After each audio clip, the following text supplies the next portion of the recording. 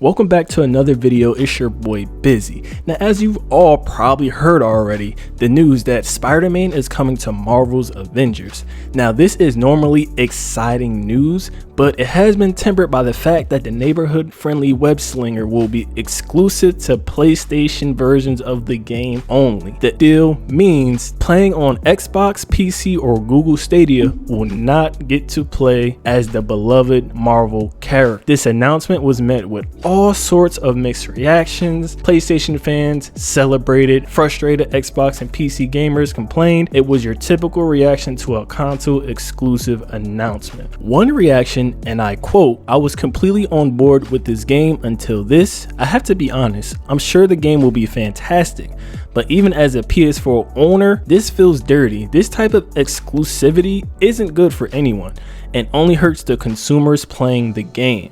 That's really sucky of them. I had hoped the rumors weren't true.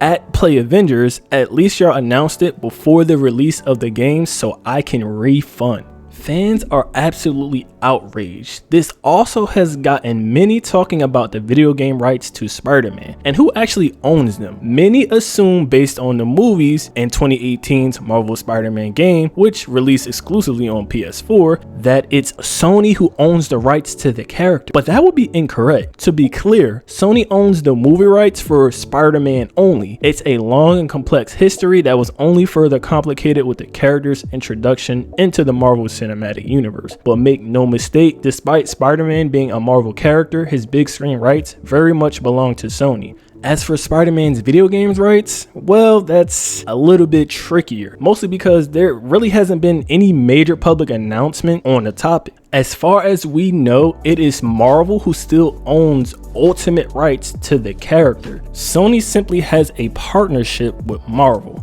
This is why we can see Spider-Man appear in mobile games like Marvel Future Fight, multi-platform games like Lego Marvel Super Heroes 2, and even console exclusive games like Marvel Ultimate Alliance 3: The Black Order for Nintendo Switch. If Sony had owned his video game rights, you can bet he'd only be appearing on PlayStation. So then how do we explain 2018's Marvel Spider-Man, which released exclusively for PlayStation 4? To put it in simple terms, Marvel offered to let Sony publish an exclusive Marvel game. Sony approached Insomniac Games and told them they can develop a Marvel game using any Marvel character of their choice. And guess who Insomniac Games chose? Spider-Man, which was ultimately the best decision. Now keep in mind, throughout all of this, Sony nor Insomniac Games actually owned the rights to Spider-Man. It was all a part of that initial partnership deal. Adding Insomniac to PlayStation's worldwide studios didn't suddenly give Sony exclusive video game rights to Spider-Man. Those still belong to Marvel. Now, the problem with exclusives is that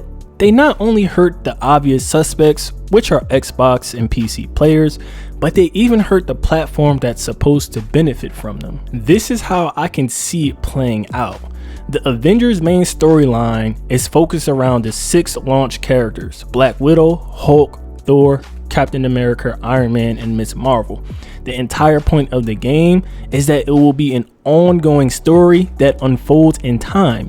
It's easy to see how a character like Spider-Man, a main Avenger in both the MCU and the comics, could have been integrated into a major storyline at some point in the future of the game. But the fact that he's exclusive to PlayStation basically ensures that he can't be a major part of this story. He was just going to be relegated to some sort of introductory side mission or as a tag along on missions without a major active role. To put it in simple terms, his PlayStation exclusivity limits what they can do, and he is likely to be less prominently featured than he would be if he was a character that was on Xbox and PC. There are a couple different ways that Sony and Crystal Dynamics could have gone about it. They could have made Spider-Man a time exclusive, meaning that PlayStation will get him first, maybe for like a month or two, and then Xbox and PC players will get the character later. Or they could have just made exclusive skins for PlayStation players only, but not the entire character. Nonetheless, it appears Sony and Marvel has a tight relationship when it comes to the Spider-Man character, as Spider-Man's Miles Morales will be a PS5 launch title. And keep in mind that in the Crystal Dynamics interpretation of Marvel's Avengers, Spider-Man will be a unique interpretation of the character, and he will not be any versions we've seen from Insomniac game. To sum up this video, none of these announcements means Sony owns the video game rights to Spider-Man. So for now, Marvel is calling the shots for Spider-Man and video game. But that is it for your boy today. Let me know what you guys think in the comments below. And if you are new to the channel, be sure to like, comment, and subscribe to get more videos like this one.